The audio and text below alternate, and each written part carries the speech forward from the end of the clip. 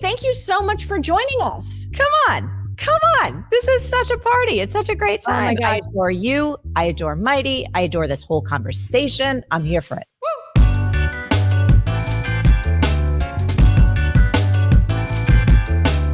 You have been doing this for a while. You have been a coach. You have been a teacher. You are an educator. You're a searcher in ways that are truly inspiring. And you and I have met and known each other for a very long time, which is one of my favorite things in the world.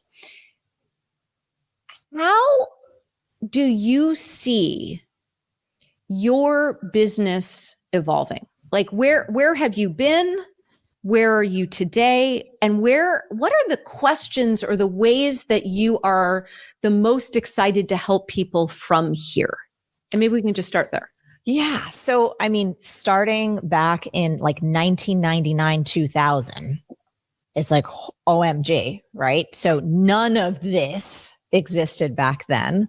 You know, email newsletters, it was like, wait, what? And me selling my first PDF that was, full of hot pink and highlighters and lots of exclamation points. As a human, I am basically a walking exclamation point. So I've always had a lot of energy. And as a coach, it was just like, that was my thing. How do I help people change their lives? And this was this new kind of profession at the time that didn't really exist. I thought it sounded cheesy as all get up, but I also loved it. I was like, this is what I am born to do. When did you look at it and say, wait a second, no one's doing this, but I want to do this? Because I think this is one of the fundamental challenges of this moment is that there is stuff out there that says, if you don't do it this way, you're an idiot. Oh. And fighting that is something that takes a lot of courage. Yeah. I mean, so for me, I had stumbled upon this article in 1999 about a new profession at the time. I'm doing bunny ears for those of you who can see me, about like coaching and how you could actually work from anywhere, this location independence thing. Again, you got to place this in context. We also had flip phones during this moment, right? Okay. And that you could actually help people, that it wasn't therapeutic. It wasn't like diving into their past and like, oh my God, your parents screwed you up and it's never going to be okay. It was all about strategically supporting people into a bigger future. And I was like, this is like custom made for me. But I was also 23 years old at the time. And I'm from New Jersey. So I'm very sober to the fact. I was like, look, you've been failed at a bunch of jobs, Wall Street, magazines, this and that. You're in debt up to your eyeballs. You're 23 years old. Who's going to hire a 23-year-old life coach? Like, you haven't even lived life yet. Like, this is dumb. This is stupid. But so no one was thinking of this, but I couldn't deny that on a soul level. And I think some people might be able to relate. When you know that it is your time to expand, to make some type of transition, to step into a bigger or different chapter of your life, you just know it. Even though it's terrifying, it makes no sense to your brain, your heart. And for me, I lit up like a Christmas tree and it was like the clouds parted, little angels and cherubs. Oh, like, Maria, this is what you're meant to do. Right. So yeah, it was terrifying. Nobody was really doing it. The only person that was really, so there was like two folks that I could look to at that time. And it was Deepak Chopra, because I had taken this class about the 7 spiritual laws of success in college. And then there's Tony Robbins. I was like, dude, friggin' Tony, you know what I mean? But I didn't really see a lot of females in the space. And also I adore both of those humans. They, have taught me so much, but I also noticed as I started to get into the world of personal development and success, that everything was very serious. You know what I mean? And it was very, and I was like, that is so not me. It's like not how I'm built. And so I think some of the important parts are, where I started. You were asking me like, where were you? How are you thinking about it? Like, where is it going? For me, it's always been about the people. How do I use whatever my gifts, my insights, my talents, my abilities are to help others? And, I think our society in general doesn't really give us a lot of training on how to do that effectively. So most of us are kind of reaching around in the dark and blind and, you know what I mean, trying to find our way. And I think what's so exciting about Mighty and so excited about the platform, and for all y'all, as Gina said, we go way back. My first ever one-to-many program. So to put this into context, as a one-on-one coach, I used to work with people individually, helping them get results in their lives. And very soon, I'm also a woman who loves money. I love creating wealth for myself and other people. I saw the ceiling on that. And you got to get, while I was building my coaching business, I was a bartender waiting tables. I was just at dinner last night in New York City, and someone I used to bartend, they're like, Marie, is that you? I was like, yes. And it was a waiter who I used to work with. And he's like, oh my God, you look the same. I'm like, thank you. And hi, because it wasn't that long ago that I was bartending all around New York City in restaurants. All this to say that I saw a possibility to say, oh, if I can help people create results in a one-on-one format, I can do this one to many. Right. How do I do it one to many? I tried to build my own membership site. Gina, I think I might have told you the story, but I tried it. And this was probably in like the early 2000s. Yeah. I sold a program. It crashed and burned. I was mortified. It was like such a flop and a failure. And I said, hey, wait, I can still create this transformation for people, but I'm not a tech human at all. I'm a creative human and a human. I found a little site called Ning, which I don't know. Have you told everybody that? I founded this thing called Ning before Mighty. Mighty is my second platform all around building these connections between people and enabling them to go do things together. The reason why I'm bringing this up is because Gina and her genius and her insight and visionariness had created this other platform that actually was a critical part in not only my own growth, but the business that we have today, because I got a chance to connect people. Some of my top employees that I've ever had in our 23-year history came from the fact that they were my customers and clients in a program that I created on Ning. And Gina and I have stayed in touch. Right. And it's like, so to move this conversation forward, I have created programs like our B School program, for instance. We've helped over 80,000 people start and grow meaningful, profitable businesses all around the world. So Gina and I are so aligned in the possibility of taking something that you have, a gift, a possibility, information, transformation, a framework, some type of thing that you know you can support people on, and then doing it one to many, but doing it in a way that is full of heart and values and connection and having people connect with each other. Mm-hmm. And I'll tell you, it was a couple of years ago that I could feel another change coming on in the industry. I have been not only a fan of Mighty, I'm happy to say this, I'm an investor in it. Like, I put my money where my mouth, my head, and my heart is. I knew what her and her team were building. Right. And I see the future of this industry, meaning information, coaching, transformation, consulting. There's so many things that have been born since 1999 when I started. But what Gina was just talking about, this network effect, this ability to bring people together in a really meaningful, focused, clear way, help them go on a journey that they want to go on, get results far beyond they could ever imagine having done on their own. And then this is the most important part, connecting them with like-minded, like-hearted others where they exponentially grow and develop and create these friendships and business partnerships or whatever it is in ways that would never have been possible without a network like Mighty. I'll pause there because I can keep talking because I love to talk. It's incredible. Like there's something about building software and dreaming about how people will use it. And then they're seeing it being used in a way that lived in my head for, realistically, 6 years, 7 years.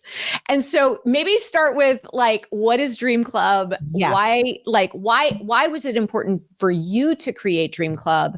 And I will also just say, I am such a proud member, and the members that I am meeting in Dream Club are incredible. Yes. So for context, everyone, where Gina came before, she was like, okay, wait, how did you get here? Just to kind of set the context. Where's it going? Where I see it going. And you had mentioned this before I came on. We need to simplify. So simplify to amplify is a mantra that I use in business and life. And I pass it on to other people because entrepreneurial folks like us, we tend to be like that. We have a lot going on. We're also living in a world right now from a digital landscape perspective that is more complex than it's ever been. So how do we counteract that? We simplify. When we simplify, we amplify. What do we amplify? Our profits, our impact, our joy, our freedom.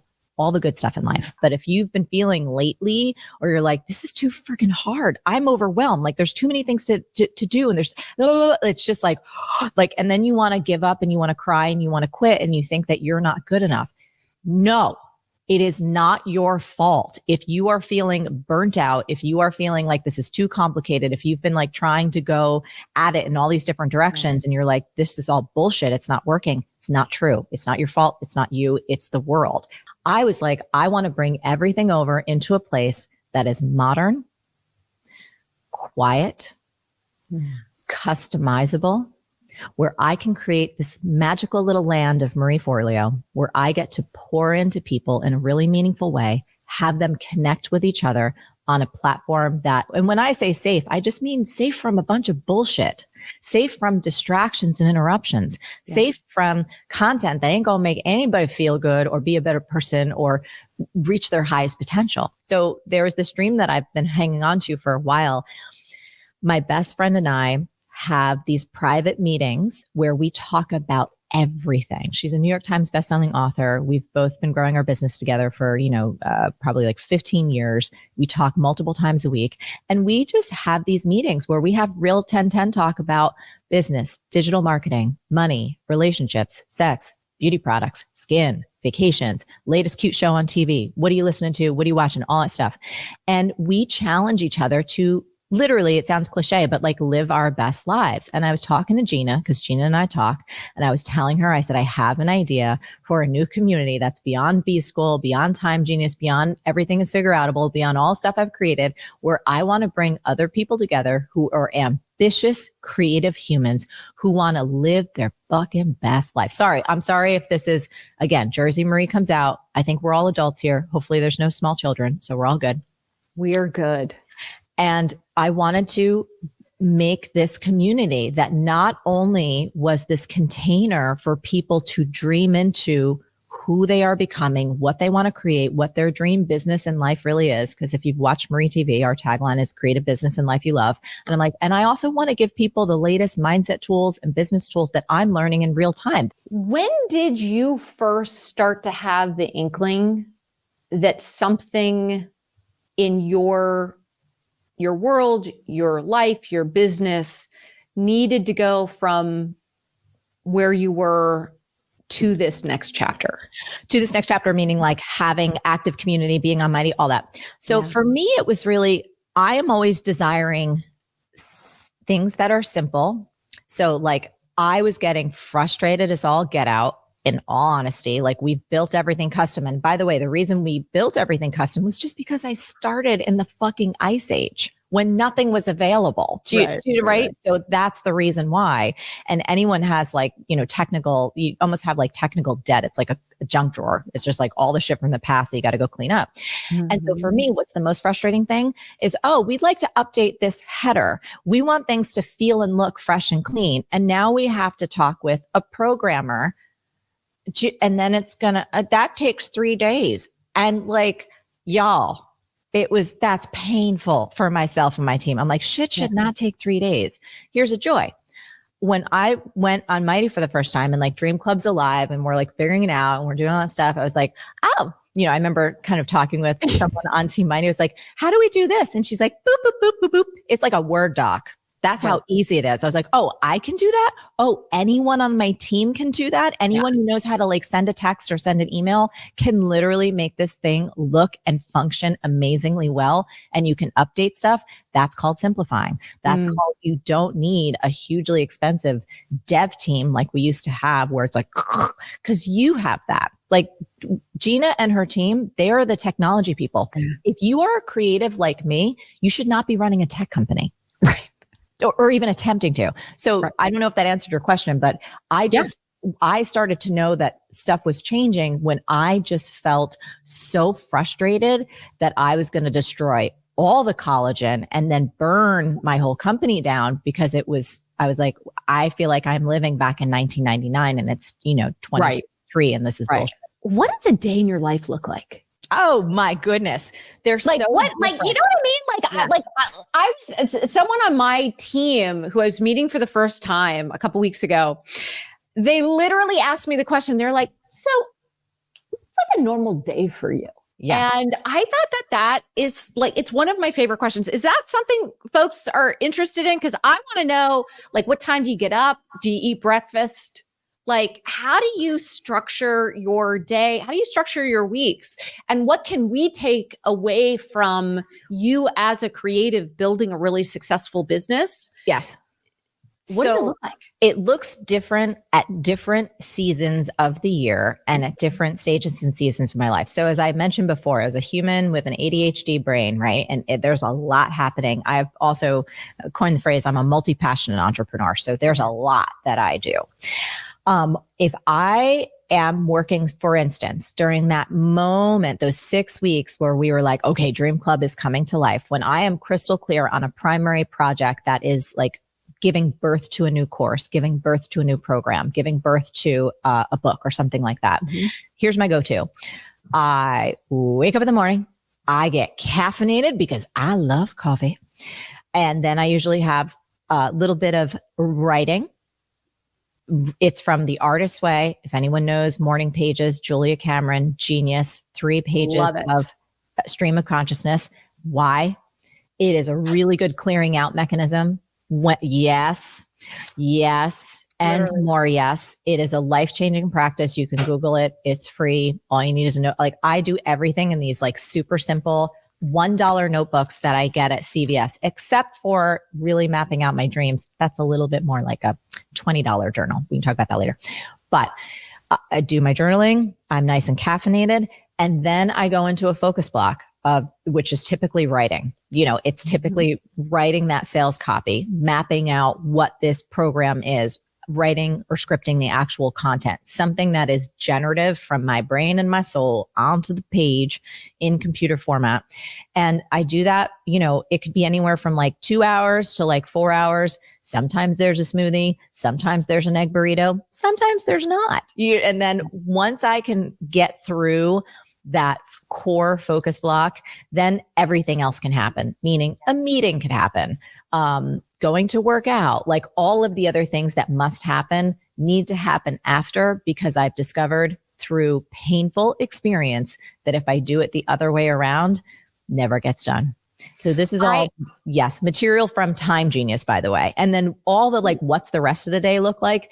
Man, that is varied. And I think that this is a useful takeaway for anyone here. If there are pieces of your business or your life that are repetitive that you need to do, the notion of batching is just, it's a sanity saver in our hyper fractured, hyper overwhelming, hyper overstimulating world. What does batching look like?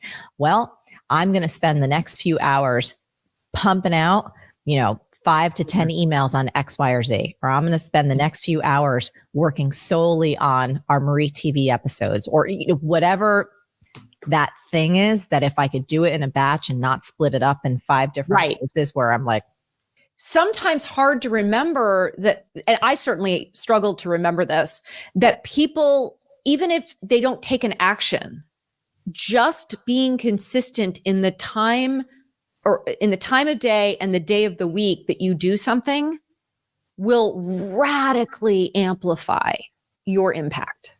Yes. And I think what you guys have built here is a way to somewhat, it's like automate that, make this easy for yourself. It goes back to our idea of batching, right? So how we do it in Dream Club, like it's so much fun. I want to talk about a big mistake that I know that many people make in membership, specifically around community. And this is also true in courses too, if I'm going to be honest, but I want to talk about membership specifically.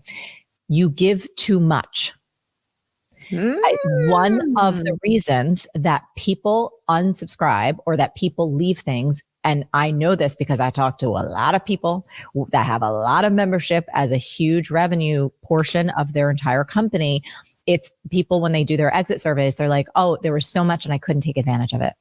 There was so much that they just feel overwhelmed. So one of the things that we built into Dream Club, because again, Real Talk 1010, I knew that our ideal member, our ideal client is someone who is not looking to drown in a bajillion things. Spaciousness is like, you know what I mean? It's our core key word. So even with the prompts, People don't need 10 million things coming at them. They already have that in their life. So it's like looking at really who your ideal member is, what do they want, and not overwhelming them. And this is a very, very hard pattern to break, especially for some of us who have been trained or who believe that the more shit you throw into there, the better it is. Just not true. Oh my gosh, I offer too much. Here's where I think it comes from, and you can tell me whether I'm on track. Here's what I've observed.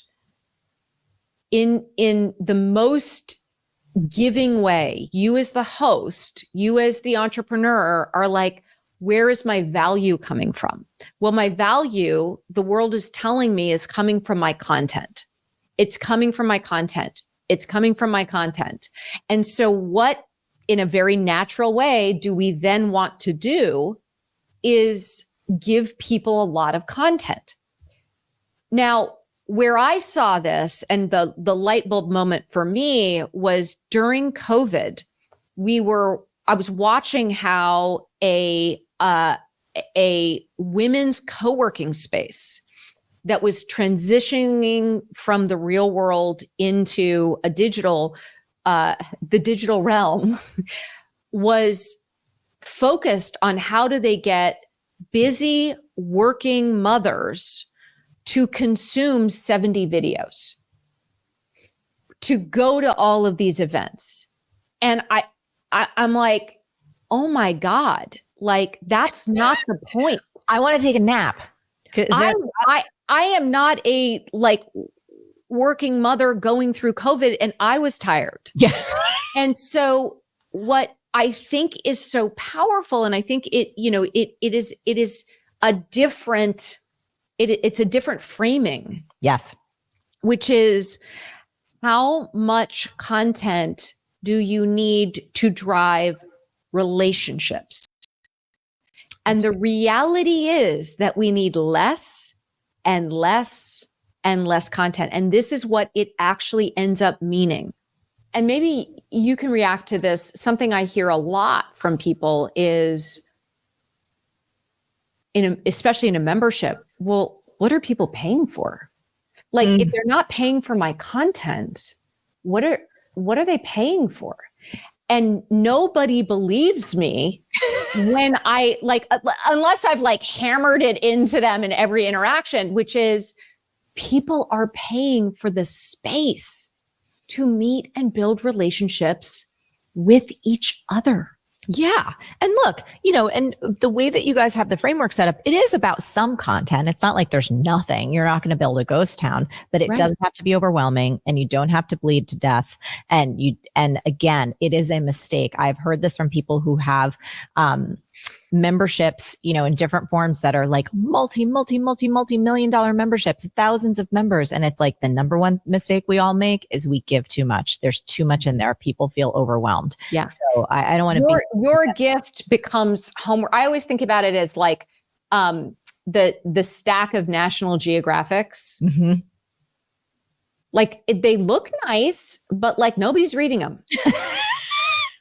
No one's reading the National Geographics. Right. Or maybe that's just in my house, that we have a lot of them and no one is reading them. Oh, yeah. And look, for everyone here, if you're thinking like, follow what Gina and her team are doing, it's like, this is the future. And I remember what the future felt like, because I was at the beginning of it way back in the day. And I was really happy to be in there and be early in on it, because it's, you get to ride a really great wave. And I think this is the next great wave. And it's like, do not make your life more complicated.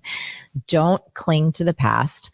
Don't feel like more is more is more. Anywhere in your life, that that's not good. It's not true. You probably have your own experience with that. And it's very, very true in business. That is true. All right. Everybody, thank you for joining us. Marie, thank you for taking the time. I am so grateful. Oh, we're so grateful. Mighty rocks. Everyone here rocks. Thank you for your time.